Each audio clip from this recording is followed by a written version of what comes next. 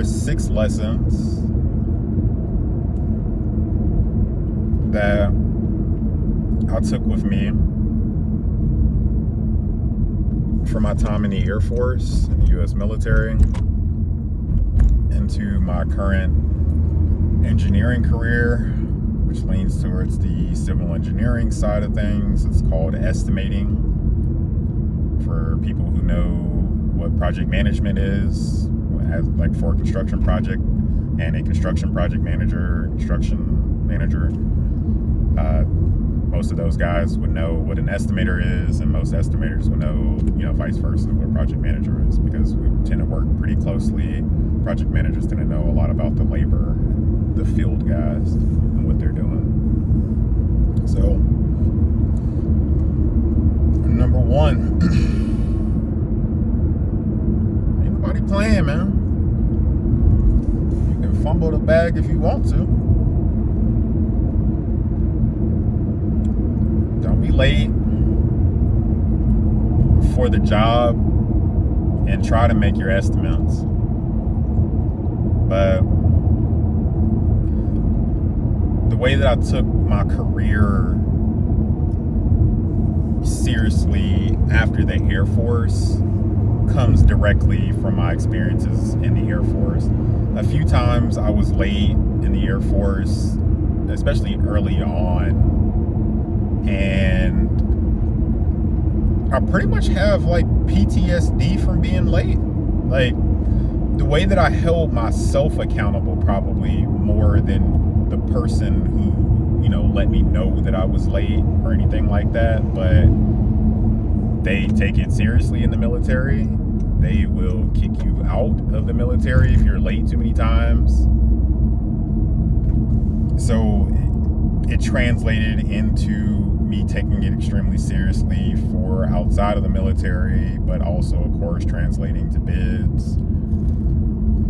And it's even honestly kind of starting to translate into how I put out these videos, trying to be more consistent and less of a absentee creator, trying to get things done. Hard work, discipline, all of that stuff.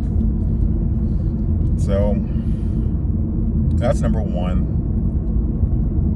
Number 2 is some of the stuff that I picked up from using software in the Air Force. I was using, the norm, like an Outlook email. I think we used Excel for a few things in the military. I was using Word because of the few times that I was late early on. You could write a response if you get in trouble for anything pretty much in the military. And so I was using it for that, and for also writing up for like performance reviews and whatnot.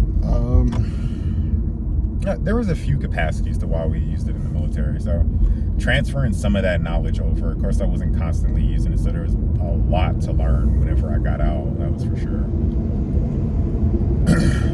But I took that and kept it with me. Kept it pushing. Just a little bit. And I would say... So that was number 2. I'd say number 3 would be, just some of the work ethic. Just because I realized, like, what I do nowadays and the sick amount of money that I make in comparison to what I was doing in the military. Like, I probably have to have been in the military for a good 20 to 25 years before I can make enough rank to be able to make what estimators make. It's decent. You should check it out. You don't even have to go far. You don't have to go to Google. Just check out one of my other videos. I talk about it all the time. But yeah, the amount of work that we have to do in comparison to what I used to have to do is drastically reduced. Like, our sergeants work harder then than I do now. Some of our officers, the lower ranking officers, work harder than I do now. You'd have to start getting into like, medium to high ranked officers. And even then, what they were doing at their level, paperwork and all of that other stuff wise, was way more than anything that I do now. They have, hundreds of people to at that sort of level to start, worrying about, taking care of, understanding what's going on and whatnot in the, for us, squadron, but a platoon or whatever it's called in the Marines. I think that they're all, or a squad or something. I don't know,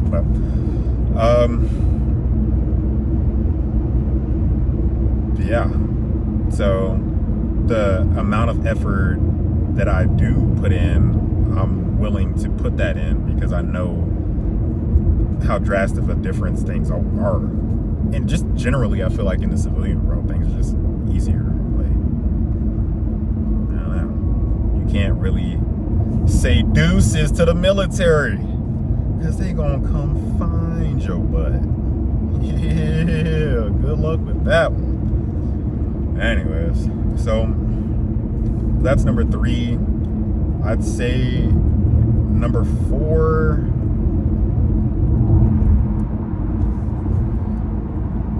So this is going to apply specifically to me, but it was all of the construction that I had learned and the processes that I had learned. We had done ground up buildings. I went to the Philippines, which I don't really talk about, and I don't think I have talked about,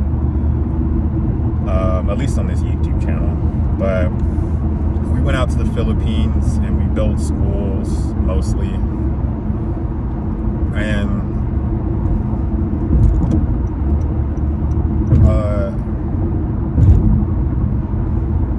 it taught me a lot about the construction process. So, but that's, my entire tech school, which is 6 months of basically college level learning, or what you probably learn in like a construction management bachelor's or something like that. That's what we went through in tech school. After that, I was straight out into active duty and going on different projects around base, fixing things. Some guy gets mad or drunk and punches a hole in his wall, and I gotta go drywall that, or somebody's door hinge is leaning off because of whatever, really actively used door or something, and they need it put back on, so I'm gonna be the guy that puts that back on. Small stuff leading up to much larger things over time, but all of that knowledge I took with me. And we're not the only, AFSC, which is what your job is considered, at least in the Air Force. We aren't the only ones that dealt with construction. There are a few, so if any of you guys, and it's also not just the Air Force that does this stuff too, also, the Marines, the Army, specifically the Army I know because they train with us, and also specifically the Navy, which they also train with us, so that's why I know those two are there, and they're Marines on the base because of the Navy, so I also know that they kind of do somewhat similar of a thing with us too. So that's number 4. But invaluable construction knowledge that I was able to take over. You don't necessarily need it from what I understand, just because I know that there's plenty of people that come with like a bachelor's degree into engineering and find themselves into estimating field, and they don't have any construction hands-on knowledge, at least. But yeah.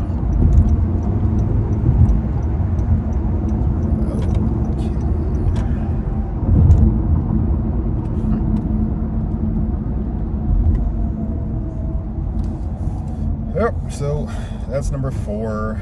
Number 5 is going to be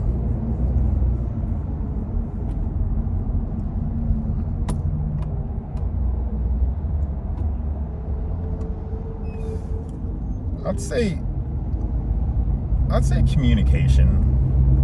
Just because, a lot of that being done in the military constantly between your peers, between your leadership and everyone else. I'd already, it was normal already for me to use my phone. Some estimating places will give you a phone whenever you start there, others won't, but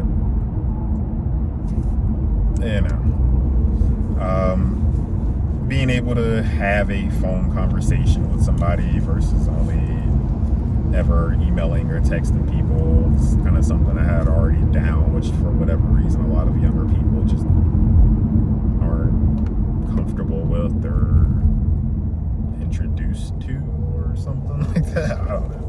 But yeah, being able to communicate, hold a conversation, basically BS somebody. And that's going to kind of lead into our final and our 6th installment of things that I took from the Air Force.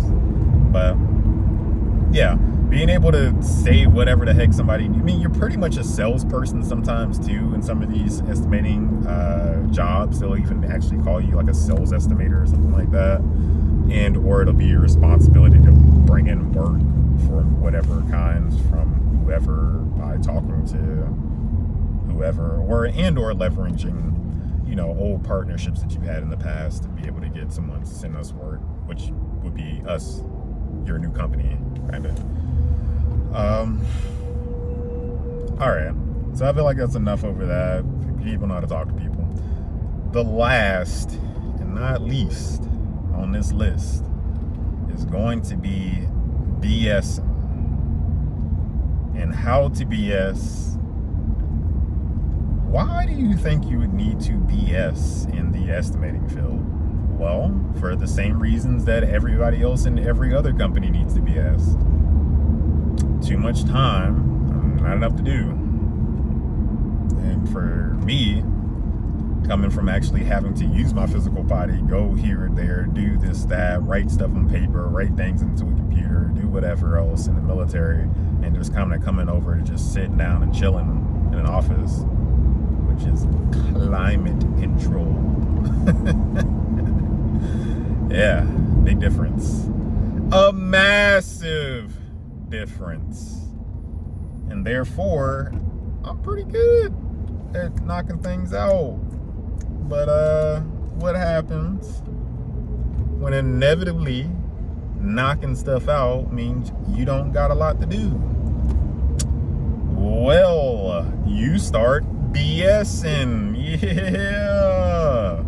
So there is this sport that we engaged in the Air Force, or in the military, really. I've seen all of our stripes and brothers in arms doing pretty much the same thing, but whatever. So we drive out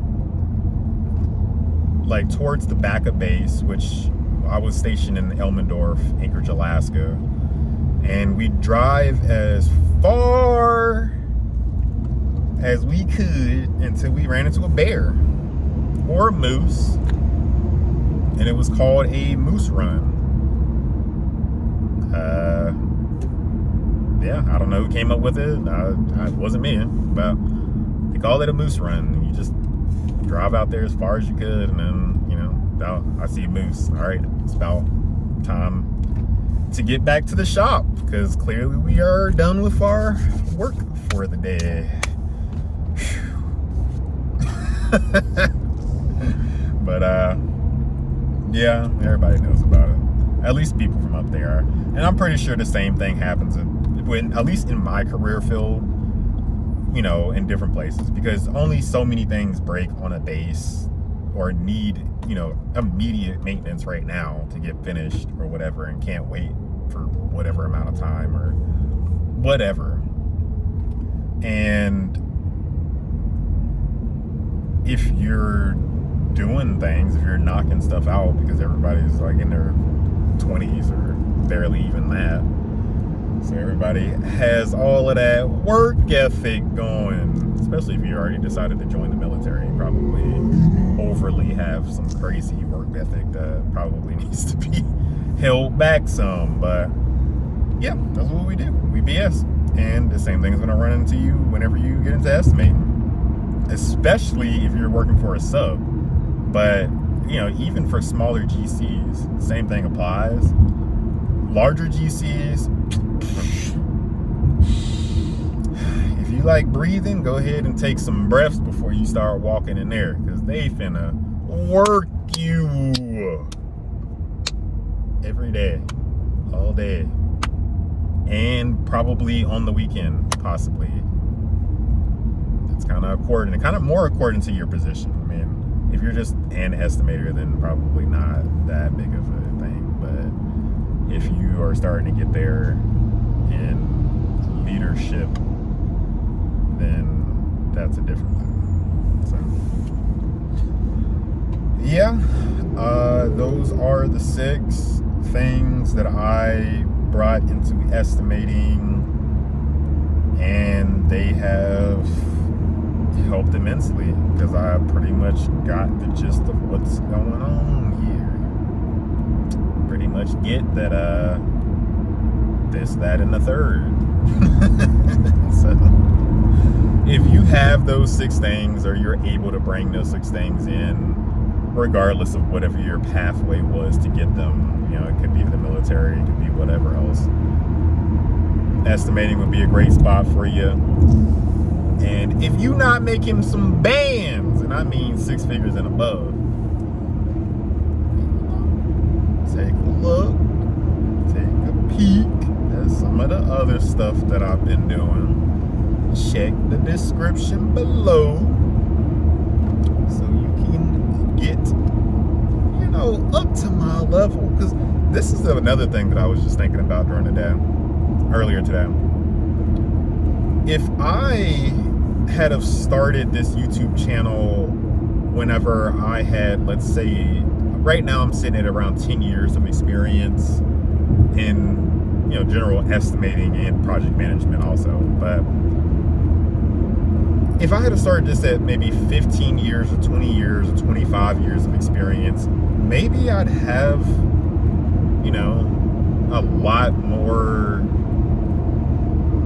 generally a lot more topics and whatnot, and a lot more extra knowledge, but I also wouldn't be able to document my growing, my learning, and as well as I don't think that I would be able to as effectively teach someone who just wants to, or just decided to get into estimating, because I'd be so vastly superior, or knowledge-wise, I guess, or at least experience-wise, than the other person. It would be kind of hard to go all the way back to